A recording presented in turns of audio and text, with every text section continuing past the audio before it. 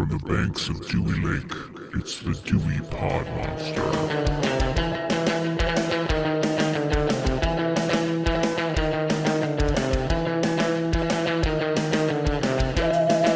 All right, welcome back. My name is John, and this is the Dewey Pod Monster Podcast. This is your weekly and the original podcast about consumption. With me this week is the host of the Dewey Pod Monster Podcast. His name is Sean, and he is also the authority on Michigan craft beer. Sean, how are you doing today? John, it's true what they say.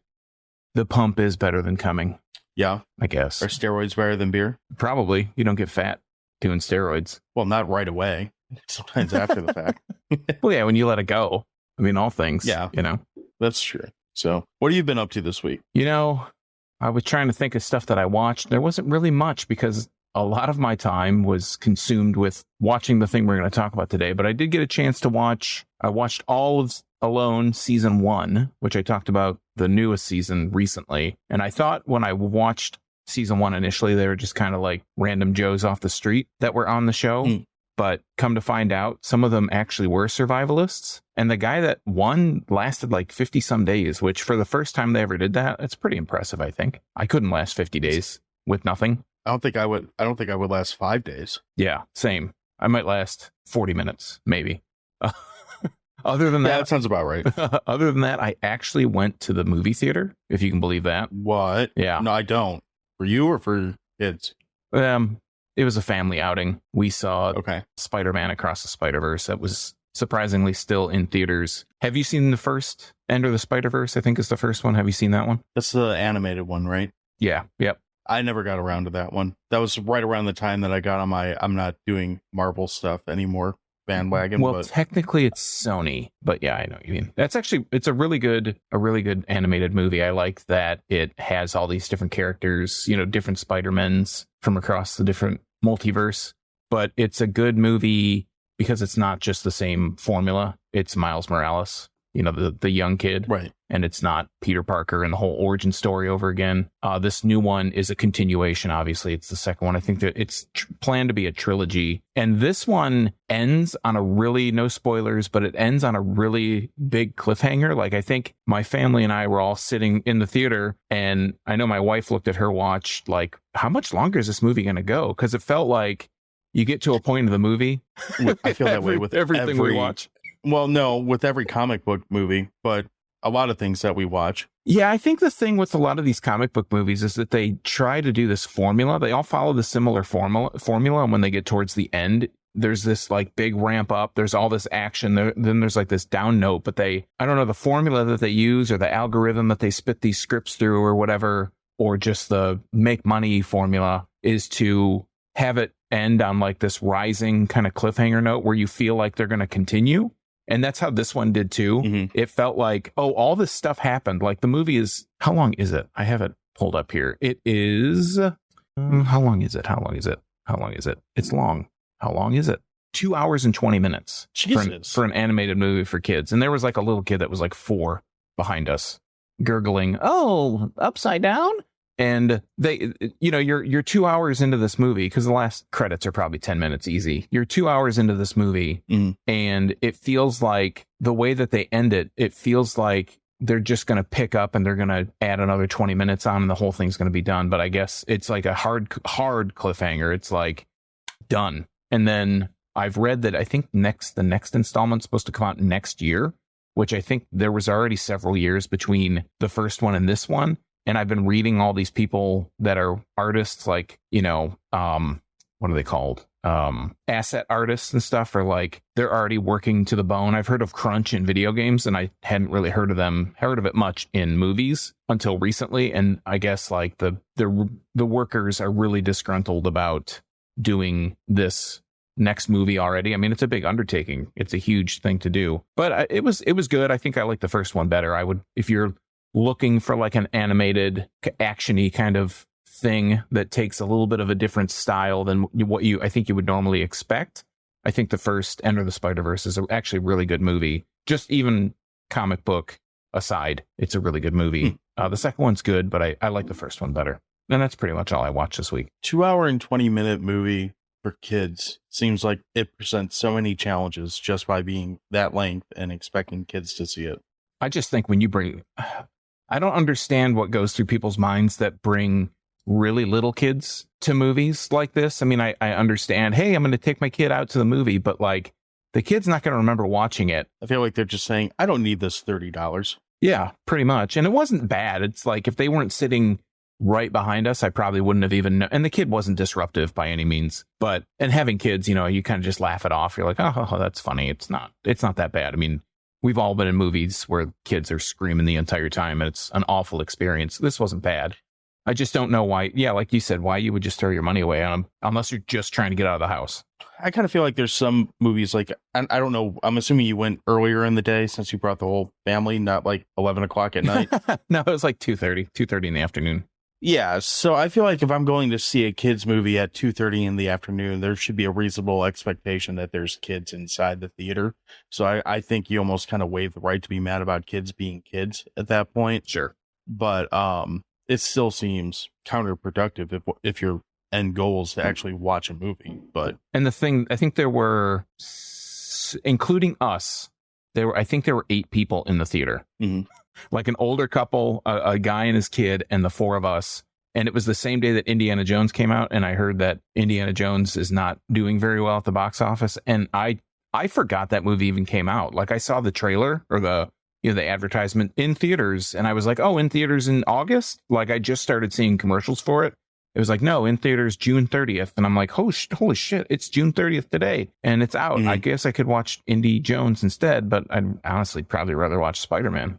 Yeah, it's probably better. I haven't heard much of any buzz around this indie movie, either before it came out or since it came out. But if it's anything like the LaBouffe one, I can't imagine it's...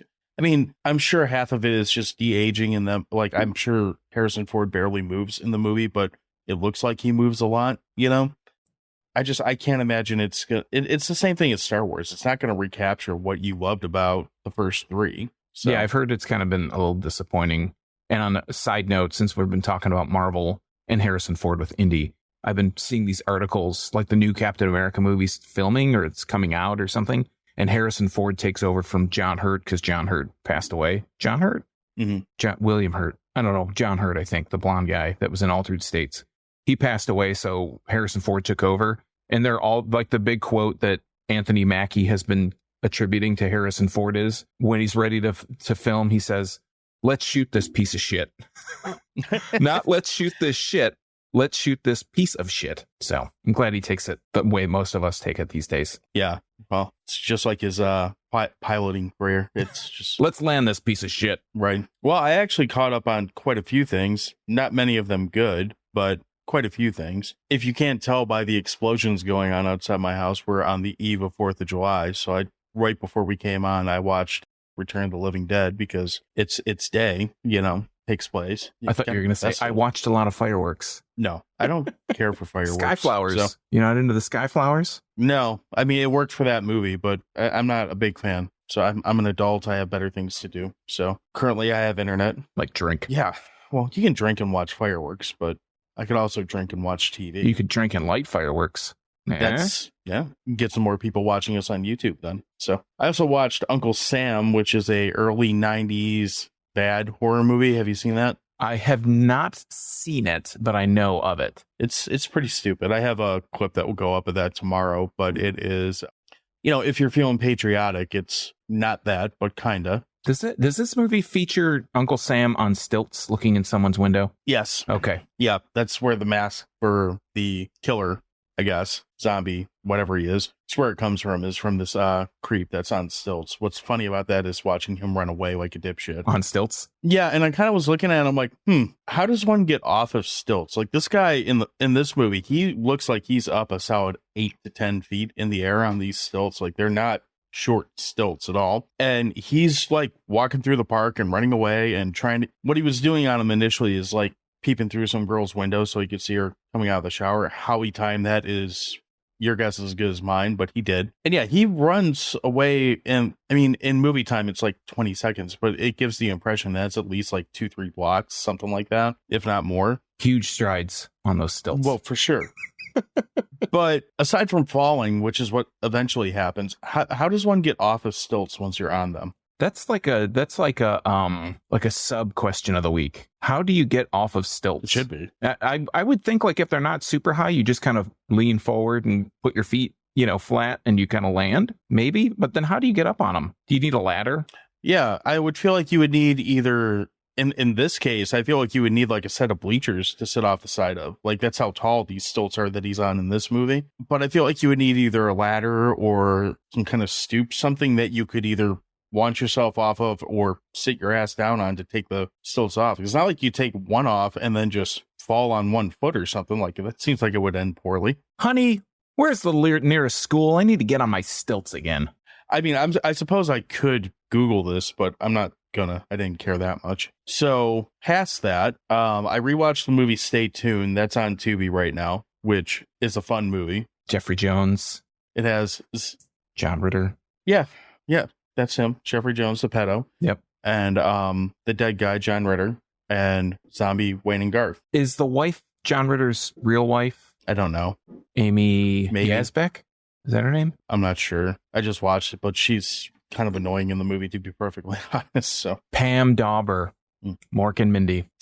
Nanu. And then what's quickly becoming a subgenre of movies, I watched Cocaine Cougar, which I sent you just a picture of that. And apparently Animal on Cocaine is like the new subgenre. I don't even want to go as far as to call it horror, but I mean, I'm sure you're not, but if anyone's interested in this movie, it's only like 50 minutes long. It's free on Tubi, and this cougar looks like it was animated on a N64. And that's about the best thing I can say about the movie. I don't know, man. You said 50 minutes? 50 minutes, yeah. And that's including credits and all that shit. I'd just rather spend 50 minutes of my time doing something that I don't hate. I guess. I don't know. None of that shit. I don't have any interest in watching any of those movies. I was not sober and I wanted to go to bed, but I didn't want to go to bed quite yet. I was like, what's kind of short? I was like, well, there's only 50 minutes. Let's see what happens. And I'm interested in this cocaine subgenre of animal movies. A little bit. But yeah, I don't recommend that. That was a very stupid movie. I don't even really know what it's about. All I know is I didn't like it. So I'm assuming the cougar that looks like it's from the N64 at some point does cocaine, but it's, yeah. You remember when like early computer, like polygon graphics, like when something would run, it looked like it was kind of running in place and they would just move the background. Yeah. To make it look like that. There's a lot of that in this movie, which is just buy some dude a cougar costume and let him run around like mauling your friends. It would be more entertaining. For sure. That's a good idea. I mean, I'd watch that over Cocaine Cougar again. And then we haven't ventured into Wrestler's Corner yet, so we'll get this out of the way before we go into the topic. But the WWE released a video on YouTube of, I'm forgetting the real, Mick Foley and The Undertaker, Mark Calloway? Mark Calloway. Yeah. Calloway. Sorry. Don't hurt me, Taker. Mark, sorry. I got the Mark part right. Yes. So anyway, the two of them are kind of watching and commentating over their Hell in the Cell match, which if you don't know, this match is absolutely like insane. Like, yes, it's still scripted. Yes, it's still fake in the sense that the outcome's kind of determined. But you ever want proof that these guys like hurt themselves in the like name of entertainment, this is the match to watch because, well, more specifically, the amount of shit that like, you know, Mankind or Mick Foley or Cactus Jack or whatever you want to call him for this particular moment, what he puts himself through in this, like they spent a good 5 minutes talking about how they thought he had a booger on his face and then they realized it was a tooth that went through his lip or something. Yes. Mick Foley's tooth does come out of his nose. Yeah. It's an intense, I mean, it's as intense as a scripted match can be, arguably. And those two guys are both characters that are absolutely worth listening to. So seeing them kind of chum it up and, you know, talk about this match for a while, aside from the over the top ad placement on YouTube was pretty entertaining. And then, the only other thing that I watched this week that's worth talking about was the Dark Side of the Ring episode featuring the original Doink the Clown. Did you watch that? I watched that a couple weeks ago. Yeah. This season's been kind of disappointing for me for Dark Side of the Ring. It's been like, the stories are all interesting, but they're not that interesting. I think the first one was the best, the Chris Candido and Tammy Sitch one. But even I just watched the Junkyard Dog episode tonight, like before we came on. And it's okay, but I mean, it's just not, I feel like there are so many salacious stories and dark things to be said about wrestling. It's just like, Sure. I think they're trying to do people that are known, but they're just kind of running out of really like compelling stories to tell. Yeah, even the stuff they did on that Doink episode, like, to be perfectly honest, I didn't know the majority of the, like, when they told me there were like 3 or 4 different guys that played Doink throughout the years, I was like, I didn't know that, but that doesn't surprise me at all, because why wouldn't you? You're paying for the costume essentially, not the character. person. Right. Yeah, so I was like, well, that makes sense. And that was mostly just because when Doink and, apparently Doink the second and Doink the third and whatever, I was either a kid at that point or stopped caring. I don't really know which one it was. Probably stop caring. Yeah. That's a particularly dark time in like WWF. This before the WWE. Attitude Era, isn't it? Yeah, it's like right before that. So that's when I think one of the big wrestlers at the time, well, Vader was like a big wrestler at the time, but they had like a match where like Bastion Booger, Didn't they have the sumo guy too? Yokozuna, but that was even before that. Like Bastion Booger fights the Thanksgiving turkey is like a match on Survivor Series or something. I don't know. I mean, that sounds kind of entertaining. Yeah, well, not so much. Oh, I think I have some umbrage with, I think you posted something about WrestleMania. Oh, no, never mind. I'm talking about my ass. We were talking about something. And I think you said WrestleMania is in the summer, and WrestleMania is absolutely in April. Spring, isn't it? Yeah. SummerSlam's in summer. That's right. But WrestlerMania, which we've threatened multiple times. We threatened each other and the audience with. Yeah, that's not in, well, I guess it could be in spring. We just haven't got to it yet. So we'll see what happens. So anyway, we have a topic tonight. We do have a topic. So our topic this week is, I think this is going to kind of turn into an overarching topic of American Gladiators, but the reason behind it is there is a new docuseries that is on Netflix that is called Muscles and Mayhem, an unauthorized story of the American Gladiators, or of American Gladiators.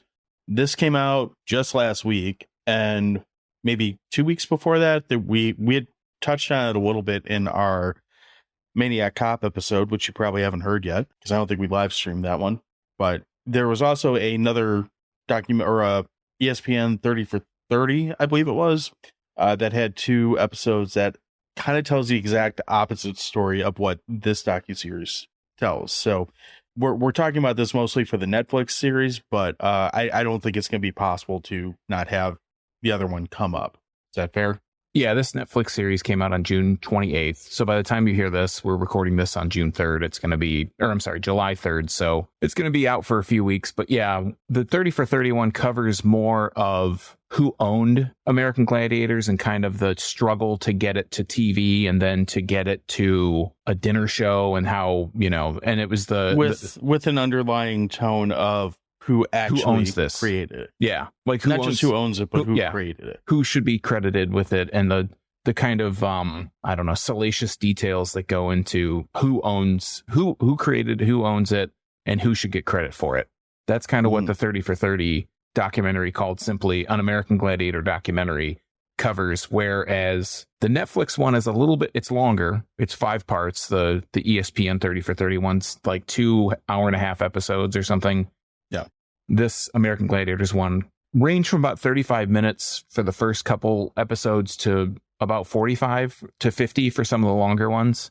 And they go more behind the scenes as to the actual show, like how it got off the ground, not so much the gossipy kind of stuff, details about season to season and the gladiators themselves. This feels more like the gladiator side of the story, as opposed to the other one that feels like the production side of the story, or producer's side. I feel like the ESPN one, to me, just feels more like Johnny Ferraro's story. Yeah.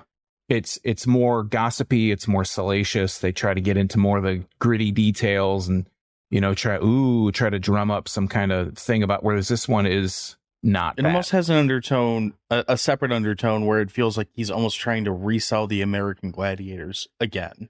Like, throughout. Yeah, it's almost like propagandizing or something. Yeah. Where this one, I don't get that impression at all. Like, they kind of, I mean, we're already jumping around, but they kind of say like, oh, well, this could still work today, which I guess it could, because there's enough shows that are similar enough to it, but they don't really act like in any way like, yes, this should still be on TV right now. Like, there's no point where they say anything like that. Yeah, and to just a last kind of, well, not last, but one of my last comparisons between the shows, and we'll talk about at the end too, I think, is that with the 30 for 31, again, they talk a lot to Johnny Ferraro, and the only gladiators that really participated in that one were people who thought that Johnny Ferraro was an okay guy.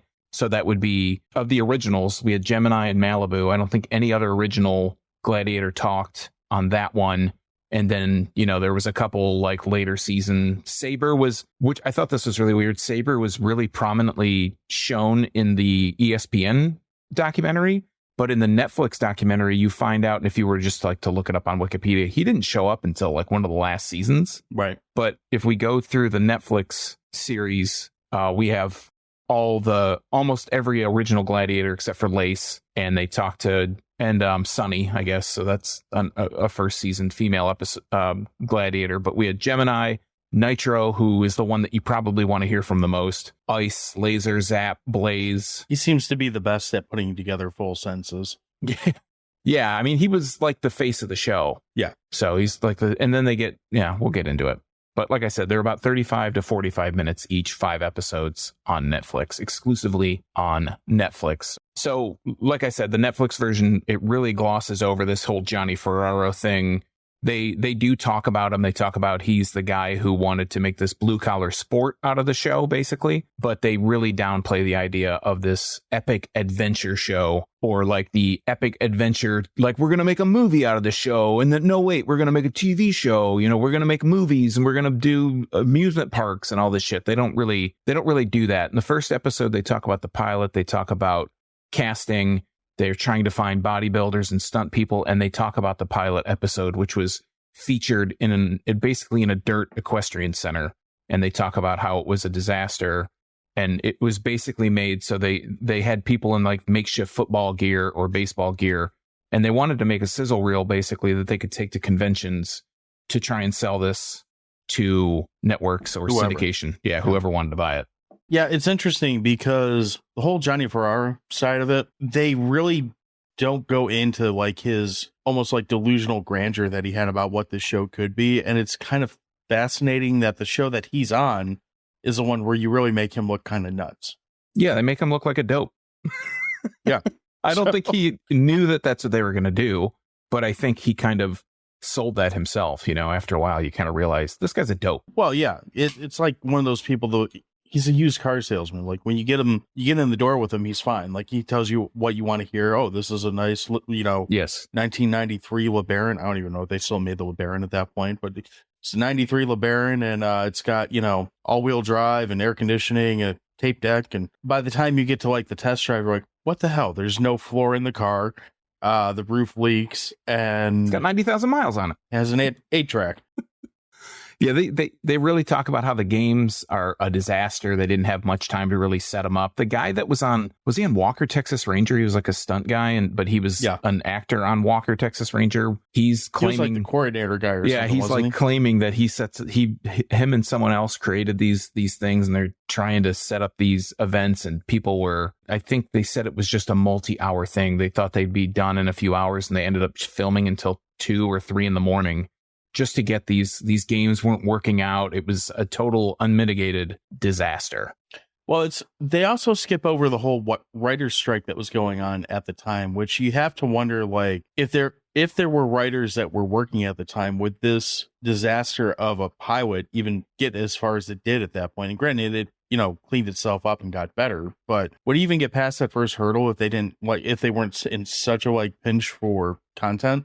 Well, I think that when they made the show, it was like the show got shopped around at these conventions, and it didn't get picked up. It was like the last possible person that saw it picked it up. Samuel Goldwyn is the company that picked it up, and maybe that they didn't, because they don't mention it in this Netflix show. It's hard to say if the writer's strike wouldn't have happened if it would have gotten picked up at all.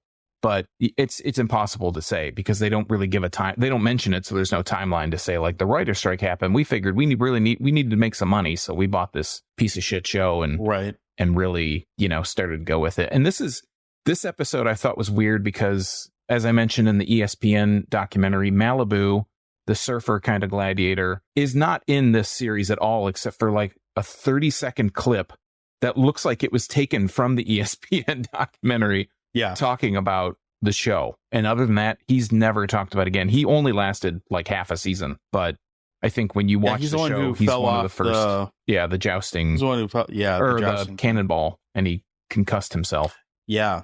Well, they go into more detail about the events and how ludicrously stupid some of these ideas really were, at least from I guess they're only stupid from a practical standpoint. Like the idea of trying to kick a guy off what did they say, it was like an 8-foot podium or something like that, and just having him crash down. Like, yeah, you're gonna get hurt quite a bit. Like, and I can say as a kid, I never thought these guys got hurt. I thought they were just like, it's kind of like the WWE thing. Hey, you couldn't get hurt doing this. Yeah, it's like it's not so much that you think it's fake. It's like the WWE logic. Like, no, these guys are like superheroes. They don't get hurt. So, well, then that kind of leads us into episode 2, which is Let the Games Begin. And that's when they talk more about the actual show itself, how the actual games, how they start, things that they tried. They brought in this outside consulting company to help edit the show, and they kind of put their own ideas in. And I remember it when I saw it, but the first season, the first half of the first season, they actually had the judge would be dressed up like an executioner. And I remember that. Yeah. If there was something like borderline a penalty, the executioner would like thumbs up or thumbs down over or who they thought won. Right. And it's like, why would you put an executioner? I don't know. I kind of love it. It's that like right level of early 90s, like camp or something. We don't know what we're doing. I think that's the episode 2 where they start talking about how they're comparing the other things that were big in Hollywood. That's where they talk about Schwarzenegger like really taking off, and Stallone. And it's like all of a sudden, like people were looking for these type of humans that were just larger than life, and kind of like they talk about how it fueled them accelerating. Yeah, that's a good sense.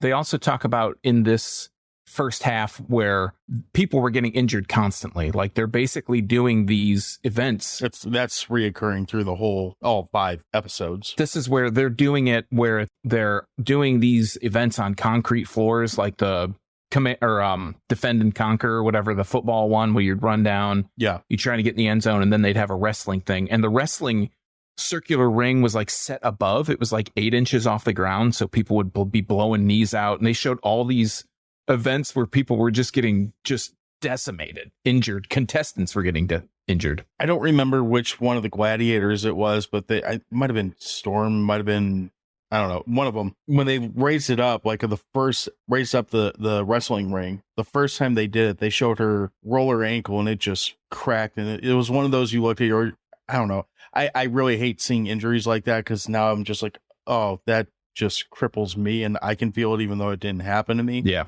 I can't really feel it, but I can kind of feel it. So, oh, that's gotta hurt kind of thing. Yeah. It's like watching the RG3 injury. I hate seeing that like replayed, where you just see his knee literally explode inside of it. So, well, I think that was Sunny, and they said that she was like an Olympic level cyclist. And they said like all the people that they got were basically bodybuilders, but that first round of contestants for that first half of that season, because they went on hiatus after the first half of the season to kind of retool stuff and get new gladiators. The gladiators were bodybuilders, but the contestants were bodybuilders too. So they were like, the contestants were really just as big as the gladiators, and it said it really took a toll. So when the second half of the episode, they talk about the hiatus, and when they come back from the hiatus, they had a new producer, they had a new director, they changed a lot of the events, they had a medical crew on set, which is ridiculous that they never had one before, considering, like I said, it seems like concrete floors. Seems like 101. Yeah. Hey, they were going to be slamming people's heads onto the concrete. Maybe we should have meds on site. But then they brought in additional gladiators. They got rid of Malibu and Sunny. And they said that the second half of the first season is when American Gladiators became the show that people really remember, rather than those first ones where they're doing they did it for a while, but Assault, where there's just like twigs in front of something, and that's supposed to be like an obstacle. And they said, they try to get rid of the chintzy kind of looks to it. I always thought that one was funny. Yeah. I'm hiding out in this little, there's like a barrel and things. And they also said that before the hiatus, the first half of season 1, they would bring crowds in, and the crowds would be trapped in this arena for hours and hours and hours because they didn't have a streamlined way. Mixed with the cardboard people. Yeah. In the back row, like behind the bleachers, the second level of bleachers were all just wooden cutouts with people vaguely painted on it. Kind of like during COVID for baseball. Mm-hmm. People would buy a cardboard cutout. They'd put them out in the stands. But they start to get more into the... they start to kind of foreshadow the politics of the politics of the gladiators, the escapades they get into, the time steroids are first kind of brought up in the second episode. I don't remember the Gladiator Titan. I think he was a later guy too, but they said he had some kind of roid rage incident, and that's when they start to kind of foreshadow all that stuff. Yeah, I don't remember him at all. And they talk about him spoilers, I guess. This whole thing's going to be a spoiler. We're going in depth on the whole deal. Yeah, well, this isn't really a movie, so I'm okay with that. Yeah. I mean, they talk about him straight up jumping off like a podium or something, and didn't he go after a ref and like chase someone down in the crowd or something like that too? He chased the ref supposedly into the audience because he was unhappy with something. He roughed him up too, didn't he? They said a bunch of people had to hold him back, so I don't know if he ever actually got to him or not. Can you imagine being like just random like guy in the crowd trying to hold back that guy? He was a big dude. I'd be like, see you later, ref. You're fucked. Yeah. And then that leads us into episode 3, which is titled A Global Phenomenon. That's 1990, the second season of the show. That's when they start to get contestants who are just regular fit. Average Joes. Yeah, average Joes, but in good shape. Like not huge muscle bound, bodybuilders and whatnot. They add Storm, Turbo, and Thunder. And then they talk about some of the contestants that kind of made their mark, like Eldon Kidd, who was like, he ends up later in life, again, foreshadowing down the road, he becomes like a coyote taking people across the Mexican border. And he got put in a Mexican prison, and his American Gladiator notoriety helped him out in prison, I guess. But season 3, that's season 2. That's the second season. Then they move into season 3 where they... Can we stop on that for a second? Yeah. How amazing is it that notoriety from American Gladiators is what helps you survive in a Mexican prison for 2 years? Right. And that's in like episode 5 when they bring that up. But yeah, when they bring that up, I was like, they had American Gladiators in Mexico? That seems crazy enough on its own to me. Like we'll get into that. I wouldn't think that would be a show that really travels too far outside of America. Well, they said season 3. That's when they start revising the events a little bit more. Season 3, they drew higher ratings than the NFL for a syndicated TV show. Had higher ratings than the NFL. Yeah, that seems unbelievable too. But okay. Yeah, I mean that's crazy. I mean that's how you hit it. They did eventually have international gladiators and stuff, and they did it in the UK. They had their own version. They had different versions going on all around the world. But season 3, UK Gladiators just doesn't seem as intense as American Gladiators. Well, I can't imagine the average. I don't know if there are British bodybuilders to begin with, but if there are, all those strongmen I can't imagine. There's a bunch that are like Scottish and English and Irish and stuff. Yeah, I don't see the whole roid rage like 1980s like He-Man thing. That seems very American and not like a civilized country. So they put up they box like this still with their hands, with their fists facing them. Put up your dukes. Yeah. Girly man, whatever. This is where they start talking about a lot more of the steroid use to keep the competitive edge so that they could still compete with these guys. And like the turnaround time on these events were so quick that they couldn't recover fast enough. So they start, doing roids and whatnot. And then this episode ends with Dan Clark, Nitro, kind of foreshadowing his little adventure to Mexico to buy steroids, and he came back to the border with a loaded handgun and a bunch of steroids, and they get into that in season 4. But this is in this season, in this episode, this is where they start talking about all the marketing. So the toys, the American Gladiator toys, the Nerf kind of guns, the cereals, the lunch boxes, the backpacks, the umbrellas, all this stuff. For those of you who weren't around in 1990s America, if something was popular, like they put that shit on literally everything. We've talked before about how Freddy Krueger, a child pedophile who murders children in their dreams, they put him on kids' lunchboxes and thermoses and all types of shit like that. So if you didn't think you were getting some American Gladiators merch, you'd be gravely mistaken. let's pound some kid's head in the pavement playing Joust. As you do. Yeah. So then we move into episode 4, which is called Sex, Drugs, and Merchandising. That episode starts with the end of season 3. They talk about how the Gladiators started to get really popular, and they would show up on other shows. They showed clips of, God, who was it? Somebody Nitro, was I think it was Letterman, wasn't it? Somebody was on Blossom. Oh, I forgot that. Yeah. Nitro was on, Ellen, where they had a storyline where Ellen is dating Nitro, and she's trying to get on the show, and she's jousting with Ice, who Ellen and Ice were both closeted lesbians at the time. So it was funny. They thought they said how it was funny that, these two lesbian women were fighting over a heterosexual man. Right. Nitro, heterosexual, just in case Dan Clark wants to listen to this and come after us. And then they talk about the tour. The most likely of scenarios. Absolutely. Yeah. We're on live. He can see my face. If Rob Zombie hasn't come after us yet, I think we might be okay from Nitro. So he seems like he's a nice guy. Nitro, that is. Right. So they start talking about the tour. The last sponsor that could possibly sponsor this tour, because it was so expensive, was 7-Eleven. So they take this show on the road. They're doing 120, I think they said 120 nights in all these, different city every night to do this tour. It was like a 6-month tour. And they start to talk about how the tour really ground them down because they were, back to back. They're shooting up steroids. They're doing this stuff to recover. And they're just getting ground down. Replacement gladiators. Yeah. Flying in replacements who had never done it. Yep. That's where Tower comes from. So they have him, and he talks about how he came on. They said they made pretty good money for the tour, but it was like and that's the other thing with the ESPN doc. The whole thing was about money, how they didn't make any money. Yeah. They didn't, it was just hard for them to get by. And this one, they talked about they were making like $5,000 a night or something.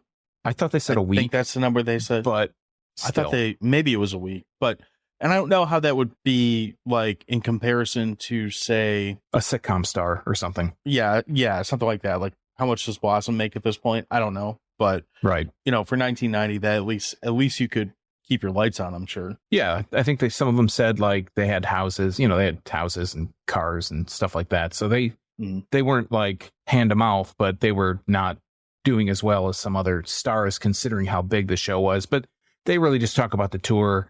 And that's when, at the end of the tour, as people are really getting ground down, they start the main core gladiators, the originals. So Nitro, Gemini, Zap, and Ice, I think, decide that they're going to band together, but they don't tell everybody else, which is the big duh moment. Right. They don't tell the other gladiators, and they basically say, like, we want to renegotiate our deal. We want more money. But it was just the 4 of them. So the other ones didn't know. And Samuel Goldwyn just says, no, you can go. We don't need you. We'll replace you with somebody else. And they did. Yeah, that episode was probably the most. I mean, that's definitely got the most shit going on in it because the half tour. that episode. Well, yeah, half that episode is just like handy cam footage of half naked gladiators like dry humping each other or shooting steroids. Yeah, and by handy cam, you don't mean like steady cam. You mean like camcorder. No, I mean camcorder, like similar quality to Black Double Down from Hell. That type of filmage, maybe better. Maybe better. Slightly better tech.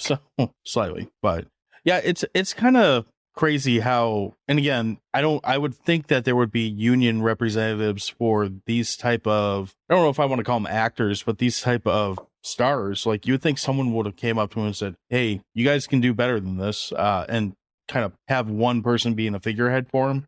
Yeah, but they signed they signed really bad contracts. Oh yeah, for sure. Because they said they were all working for in like perpetuity Scale or something like that. Yeah. So the merchant, they owned the rights to their likeness for all these toys and all this stuff. And when they started the show, they thought it was going to be a big disaster. So if anything, the people that came on, the new people, should have been making more money. But it was probably all shoestring anyways, like, just like everything else. Well, I got to think a lot of them too. Like, it's how many of them did they just go to a gym and find the biggest guy there and kind of realize this guy probably doesn't have a lot to begin with. Let's bring him on and see if he wants to get famous. And, at that time, it's not like you had the internet where you could have all these other like mediums to get seen. Like, you either, I'm sure there were bodybuilding magazines and stuff like that, but who really saw those other than other bodybuilders? This puts you into everyone's home, and that probably had its own level of desire to, or something. Like, it's a foot in the door. Yeah. And even if you look at guys like Gemini and Nitro, and I forget who the other ones were, they ended up in a couple films. It looks like the kind of films we would talk about, but yes, they ended up in a couple films. So, well, Dan Clark, Nitro. I keep. He's the only one that I really know his real name, so I always call him Dan Nitro Clark or Dan Clark Nitro Dan Clark. But he wrote scripts and he was trying to get them made. Yeah. But they said basically these guys, when they got let go from the show, they didn't have any other skill because they'd been doing this for 3-4 years. They started when they were in their early 20s, had no job experience except for this. So most of them went to doing personal training. I think. Yeah, Zap she started showing up on Jag, I think. And they talk about her Playboy kind of stint. And not to comment on people's looks and be like, looks are everything, but she for some reason, looks the roughest of everybody on there. Well, she said she didn't like that shoot either. She blamed it on her hair because they cut her hair. Well, I just mean now, because they have the interviews of them now, and she just looks like something happened. But yeah, he still looks really good. Yeah, all of them look, well, Gemini's real thin. I think he's probably got, like Ronnie Coleman. Most of the guys, was a huge bodybuilder. Like they've thinned down. Yeah, most of the guys kind of look like they've gone through some shit. Yeah. And I think when you, like I was saying, Ronnie Coleman, he was like a huge bodybuilder, like a massive guy. And I think that just doing all that lifting and everything just really takes a toll on your body. So I think like Gemini, and steroids, doing roids all the time. There's something about that though. Like last week I talked about that, or we talked about that Arnold documentary, and he's thinned down quite a bit too. But for a guy who smokes like 10 cigars a day, he still looks relatively well for his age, Yeah. And we don't speak from experience on the bodybuilding, by the way. Yo, God, no. I mean, we can build a body, but not that way. I don't know what kind. Mashed potatoes, maybe. Right. Not mashed potatoes. Yeah. Mac and cheese. Wow, that's interesting. So, episode 5. So then we move on to episode 5, The Final Legacy. This is basically starts with 1992, which was season 4. That's when they talk about how, again, Ice, Nitro, Gemini, and Zap are out. They bring in Siren, Saber, Cyclone, and a bunch of other random ass, roll the dice or throw darts on a dartboard at like weather configurations. And that's how you get some of these people's names. And they talk about how basically that like Nitro came back and then he became a commentator. They brought back Zap, but she was a competitor on an episode. Ice comes back as a gladiator. They kind of try to bring them back. 1993 is the 5th episode. The ratings start to really go bad. That's when they bring Nitro and these other guys back. And then this is where the claim, Nitro says that he thinks the show could still be on today. And the show was canceled after 7 seasons. Then they just kind of talk about after the show, some of the gladiators come back for this Orlando dinner show. And yeah, that sounded really fucking weird. Yeah, like I would have gone embarrassed without question. Oh yeah, I would have gone, but it sounded really fucked up. I feel like one of the times I went to Florida, I drove by where they had this show, but it wasn't obviously still going, but they still had the marquee up and stuff. This wasn't that long ago, maybe like 10 years ago, but I could be totally thinking of something else. Didn't they say it was like the same building that was like a medieval times type place? Yeah, I think they talked about that in the 30 for 30. Okay. And now it's something different, but I don't remember what it is. Maybe a mall or some other show. I don't know. But yeah, then they kind of just go into some of the things that everybody's into, like Zap is a golf pro or something in the summer and a snowboard instructor in the winter. Nitro's a what do you call it? Motivational speaker, Laser, who was featured really heavily in the whole doc, who I barely remember. He was like the longest running gladiator. I can't hear Laser without thinking of Dodgeball. They're like, they got lasers and glazers and all kinds of lasers over there. I know it's really dumb, but every time I hear, especially because I do love that movie Dodgeball, every time I hear them say laser in that, I was like, the lasers and glazers and all kinds of azers. He has like part of a fitness company or something. Yeah. One of them, Sky, who I didn't know who that was, is on OnlyFans. She shows her muscular feet. Ice is on TikTok, and she's brought, so if you want to follow, I think her name's Lori Federick, and on TikTok, and you can see all your gladiator. Have a podcast together or something. Yeah, Zap and her have a podcast together. And so that's kind of, that rounds up the show. They kind of go in. A lot of it is when they talk to Nitro, especially at the end, he kind of goes into his issues that he had as a child and maybe he was looking for all this approval, don't want to minimize that, but that's in there too. So yeah, that's the rundown of the show. I was really surprised how candid some of them got about the show, about the drug use, about their pasts. I mean, it's all over and done with. They can't go back and change it. But I feel like if this was made 10 years ago, they probably wouldn't have said as much that they did. Sure. But I feel like society in general is a lot more willing to be like, yeah, people do dumb things. And, more so than they were even 10 years ago. I don't know. Something like that. It seems like if you do the dumb stuff that offends people, then your life is over. But if you do stuff that, now is, and not offending everybody, just offending, 2 people on Twitter that can. Well, I think the steroids and the drug stuff is probably low on the level. Right. Yeah. As far as offending people at this point. I Yeah. think more people are like, oh, well, you need help then. Yeah. Okay. Well, this isn't your fault. This is it's the addiction's fault. It's Yeah. a disease, which I'm not minimizing that either. But No, but I said, I think if this was 10 years ago when they started making these docuseries, I don't think we would have gone as candid as a look at that as what we did in 2023. yeah, and I think too, it's so far removed.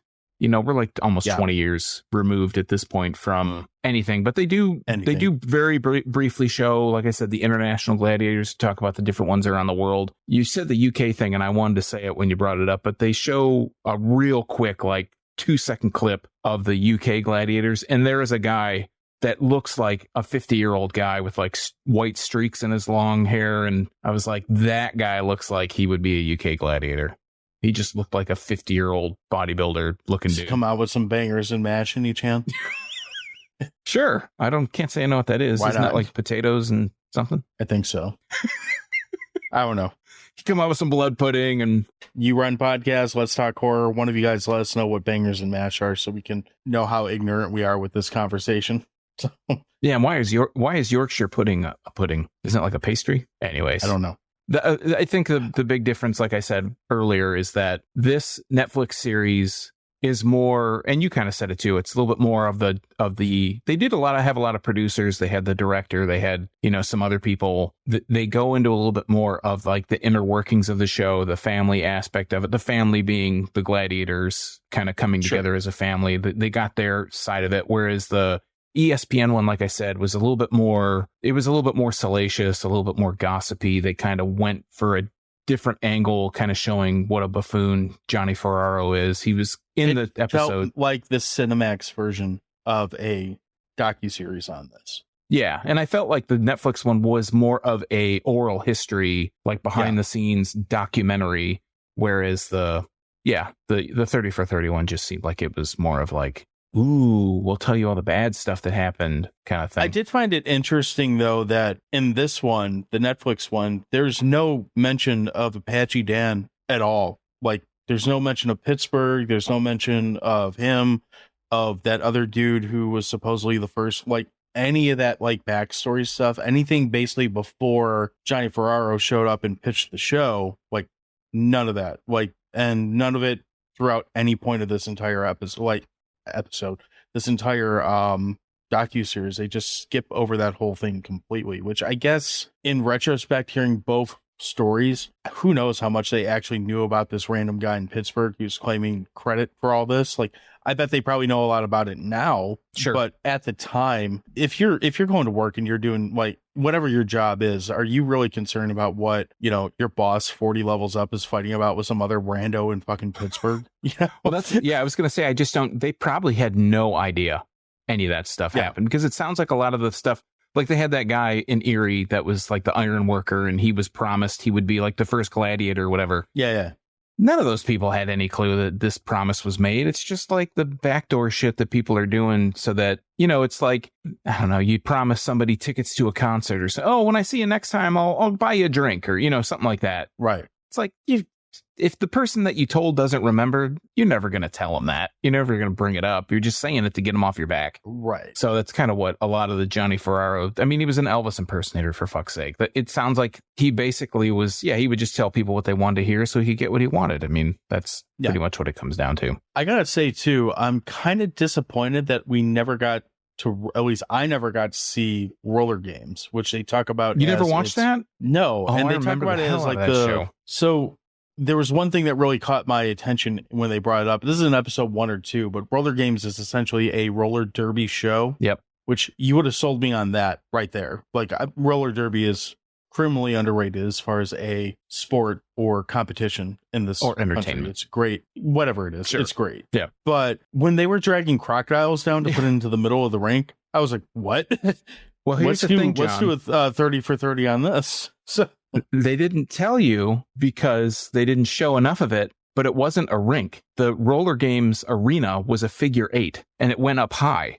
So they would have like this lower rink and it would so go they were up. nowhere near. Well, They were nowhere near the crocodile. I think that they had them out there at first and then they would take them off.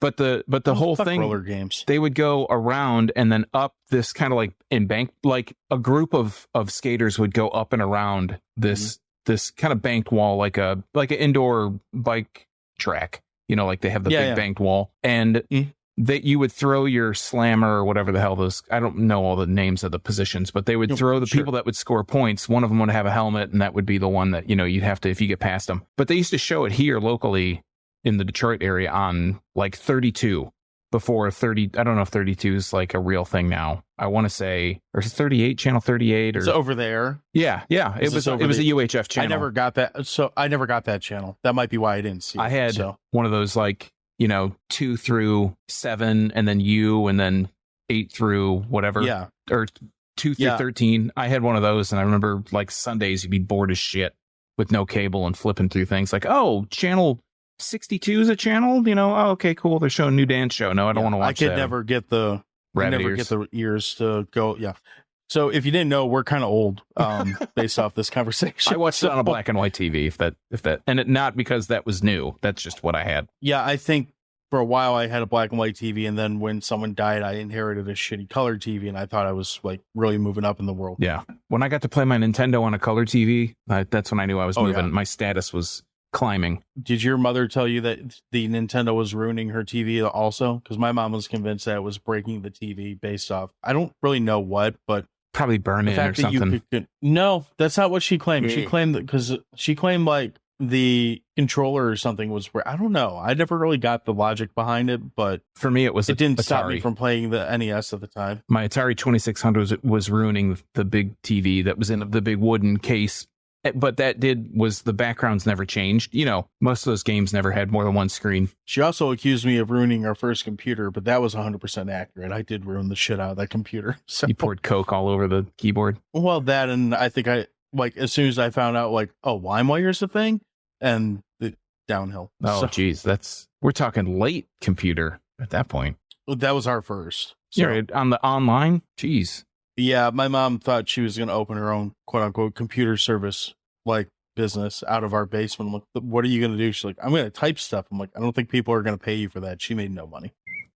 Successful business. Yeah, well. Mission accomplished. Anyway, I digress. Gladiators. Yeah, so that's basically that's the thing. Do we want to give hot dogs on this? I know that we do give hot dogs on some TV shows. I mean, we can. Do you have anything else you want to kind of touch on, but like out of sequence before we get into that? No, I think I kind of gave my two big things. Like, yeah, it was. I think I've said enough. Okay. Well, that's fair. I took notes. So, yeah, I did not. I just kind of watched and I started to take notes, and I realized I was missing things as I was taking notes. And so I guess this will just kind of lead into our ratings because I'm gonna spiel for a minute or two. I mean, most of this just is really, it's borderline autobiographical in a way. It's really just these several monstrous human beings telling their story, and that's cool. Like, that's actually really entertaining. From the Gladiators side of it, like, there's some dark things that happen here, but it's not like, and then Malibu went and murdered this guy on the street. There's no like shit like that in this. Like, it's not a dark, like, most of this is typical. Like, if you told me you had a bunch of bodybuilders hanging out on a tour bus in the early 90s, this is the exact kind of shit I would expect them to get into. And they just tell you about it. So there's really nothing too shocking in this to me, but it does kind of make you want to go back and watch. It makes you kind of yearn for this kind of show, and it kind of makes me realize like, oh, this is why I like shows like one that I'm not going to say right now because it's my answer for question of the week that we haven't got to, but like, was it MKX or whatever, MXC, whatever, Ninja Warrior, all that type of crap. Like, okay, this is very clearly like the DNA for those types of shows, and that's fine. You know, as a whole, I'd say if you have any, like if you find our Wrestler Corner chats entertaining, which if you do, let us know because we'll keep doing them. If you don't, we'll probably keep doing them anyway. If you don't, we'll still do them anyways. Right. But if you like those types of things, especially if you came up in that era, like American Gladiators was a force at that time. There's no way you couldn't know about this. So it definitely hits that nostalgia bone. It definitely, it's cool to see these characters that you watched as a kid, like as grown-ups or something like that, more grown-ups. But there's also, like I said, there's no real bombshell in this one. There's nothing in this that leaves your jaw on the floor or anything along those lines. So this, for me, like I'd probably give this like 6.5 roided up hot dogs out of 10 hot dogs. It's entertaining. It's good. I don't feel bad about watching it. I got through it, I think, in two or 3 days, something like that. 5 episodes. That's not too bad. I don't think this is the type, like I said, I just don't think there's enough in here that's really gonna make you like, go like, wow, that was a really, really fascinating docuseries. It is, but not to that extent for me. Yeah, I think for me, I'd probably give it like 7 hot dogs out of 11 blown out ACLs. I think between the two, I'm glad you were drinking when I said that. I think between the two, I liked the Netflix one better. I mean, I did like the ESPN one because it came out first. It was like, oh, holy shit, they're going to do an American Gladiators documentary. I got to see this.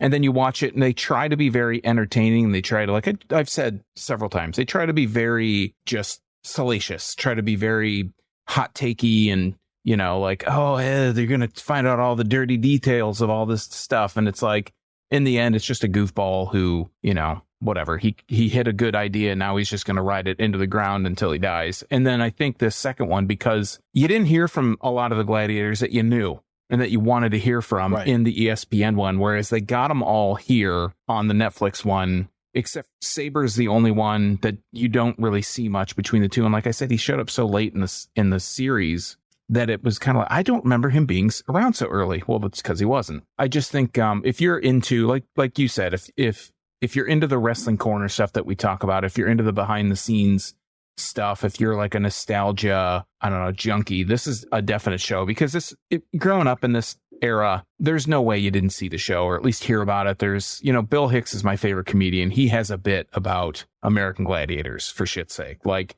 you know, pituitary R words, smashing their heads together, et cetera, American Gladiators. The president Bill Clinton talked about American Gladiators. It was like a show that him and Chelsea watched. The Simpsons several times. And I remember as a kid going to my friend's house in the backyard and doing joust, or like, you know, we'd pretend we were doing the Eliminator obstacle course or just stupid stuff like that little kids do, you know, and they kind of talk about a little bit in the series, but how kids looked up to them, and they when they saw how much little kids thought that they were like superheroes, it really changed their mind on some of the activities, some of the behaviors that they were involved in, and nothing serious, just like, maybe I shouldn't be such a druggie. Maybe I shouldn't be, you know, fucking so many chicks or whatever. I mean, they probably still did, but it kind of gave them a little bit of a different perspective on it. I really like the Netflix one a lot better, but I think both of them have value. I'd probably give the ESPN one like 6 out of 11, but I would give the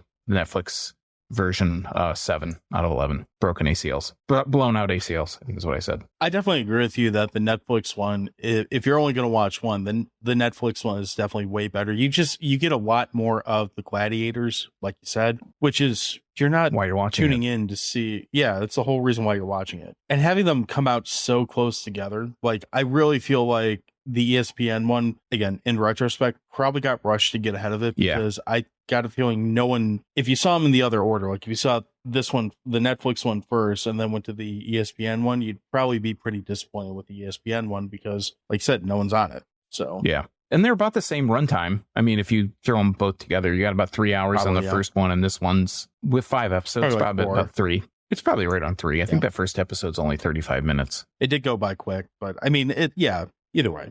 Question of the week. So we had a question of the week. We did it late though, so there's not a lot of answers this week. So it's not like the last one where went too long. So our question of the week this week is, what is your favorite physical game show?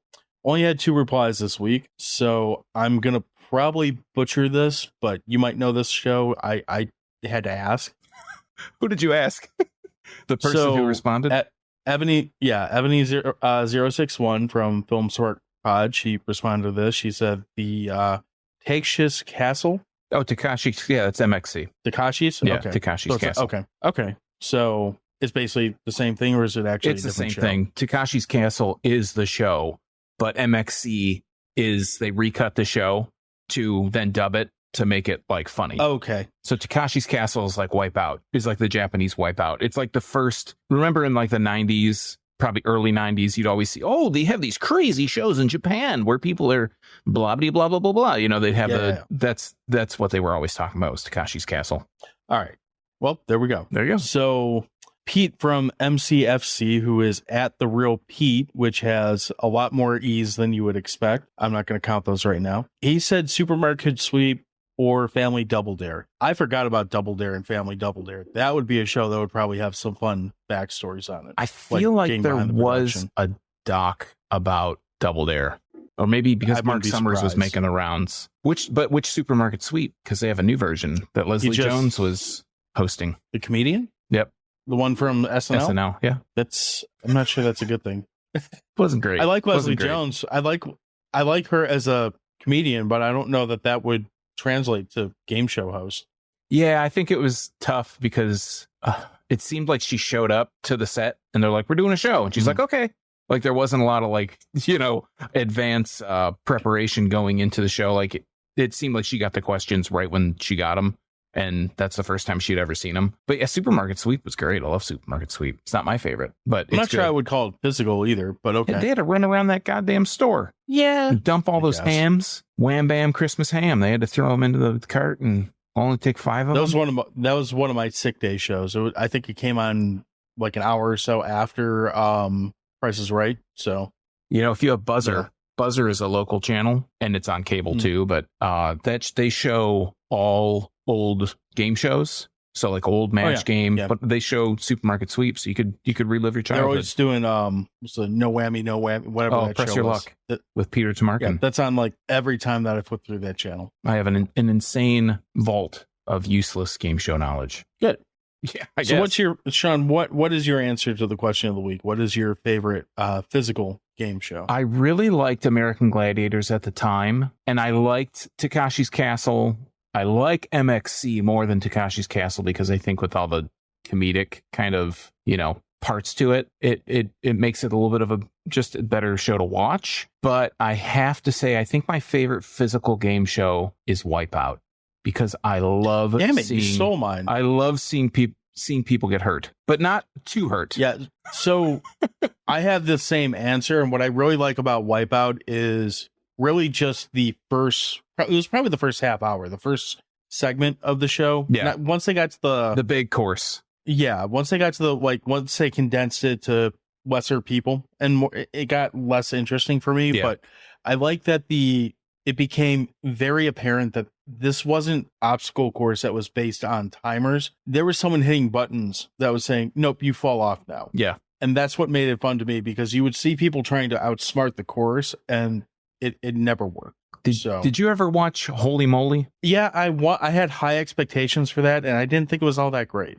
I like that they, as it went on, like the seasons that went, the first season was kind of rough because it seemed like it was the same, like maybe 4 obstacles each show. They started adding more things, but that has really serious Wipeout vibes to it because they have they have Joe Tessitore. Is that still on? It would have been back. It's a summer show. So if it's going to be back, it'll be back soon, I would think. Mm. But I think it's gone. Because the last season was like they had the Muppets and stuff on the like a regular reoccurring thing on the show. I remember giving that show like maybe 3 or 4 episodes and it wasn't working for me and I never went back to it. So yeah.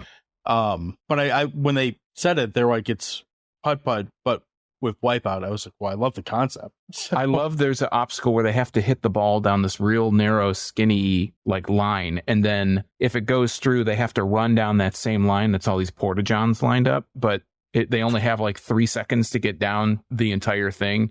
And when they hit 3 seconds, everybody just that's inside opens the doors. So they get smashed in the face or they get like knocked off. That's my favorite part. Yeah, no, it's terribad. It's great.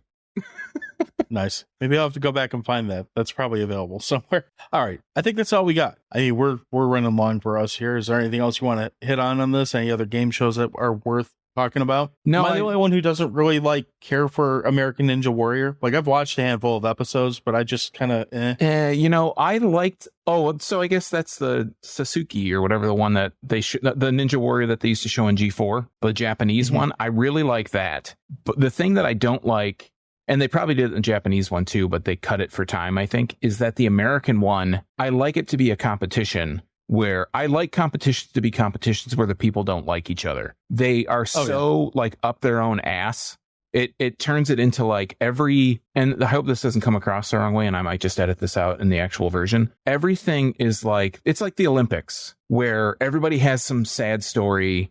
Everybody's like, they train in the ninja course, but they, on their spare time, they coach like the Special Olympics team to do rowing. Or it's just like everybody has some kind of sob story and they're all clapping for each other. And it's like, I don't want that guy to win. I want to win. You know what I mean? And everybody's trained. It's all happy. Everybody's all happy about it. They're all like on the sidelines cheering each other on. And they did do that on the Japanese one, but it's so like sappy. It's just too saccharine for me to watch. Too sweet. So I'm going to go radio for 2 for a second here. But when you come out this way, do you go up M5 and Martin Parkway? And they have that Ninja Warrior course? I was going to say, I just saw that yesterday when I drove. I haven't driven that way in a while. I was like, there's a Ninja Warrior training course, like what, 5 miles from my house? That's been there for like 10 years.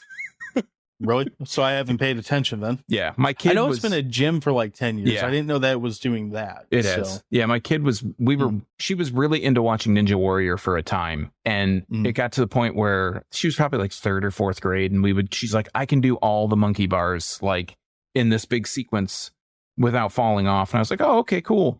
And she was really into it. Like we would watch it and she was like, I'm going to train for you. Dad. Yeah.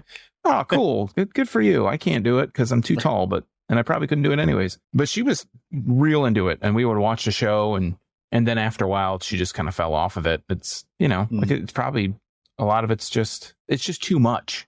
They get a little nugget of something good. And then it's on every night for like, it's like, ever. Who Wants to Be a Millionaire when that got really big. And then it was on every night. And you're like, well, you just totally killed this. I have no desire to ever watch this again. Yeah. I always wonder how a show like that one in particular manages to keep its funding. Like if people win, aren't you going to go fucking broke? Sponsors. Got to show more commercials. Yes. Comes out of Regis's pocket. Unfortunately for us, we don't have sponsors, and take a beer sponsor. Talking about there we go. So Jeff, if you're listening, any brewery, local, doesn't have to be local. Anybody, we'll take it. So. Payless shoes. I love Bro Wings. Let's do it. They have Airwalks now. Really? At Payless? Mm-hmm. I didn't know they carried name brand stuff. I didn't know Airwalks were still making shoes until I saw them at a Payless. It's owned by Nike. Is it? Yep. Payless? No. Or Airwalk? Airwalk. Oh. Or they were. All right. So fair enough. So Nike is the Budweiser of the shoe world. Got it. That shouldn't surprise me at all. All right. I think that's all we got for this week. Is there anything that we want to tack on here? Good. Let's get the fuck out of here. So I would strongly recommend, if you're going to follow us, that you do it definitely on Instagram and other spots, because Twitter is being increasingly stupid lately. But we're available on all these social networks, including stupid Twitter, at Dewey Pod Monster. Of course, you can always check our website, which is crap.town. That has all our previous episodes, and that's pretty much it. But you can leave us feedback on there as well. And then also, if you could follow us on this YouTube channel, that would probably be a good thing too. So you could see when we do these live recordings and talk to ourselves and have radio for 2. Sean, what are you doing? And look up IMDb profiles and whatnot. Yeah, that too. You can find me and all my craft beer adventures at youtube.drafttherapy.com. I talk about mostly Michigan beer. We have on occasion gone out to places and talked to people. We'd like to talk to more people out in those places. And you can follow me on all the social media at Draft Therapy. Also, if you'd like your answer read on the question of the week, follow us on Instagram and all the socials at Dewey Pod Monster, and we'll probably read your answer because we don't get that many. Aside from last week, yeah, we don't get that many. Last week we got a shit ton. Tom Atkins has that power. Yeah, he's a sexy man. So yeah, it's absolutely right. High life and all. So that's all we got. We'll talk to you next week. Cheers. Sayonara, buttface.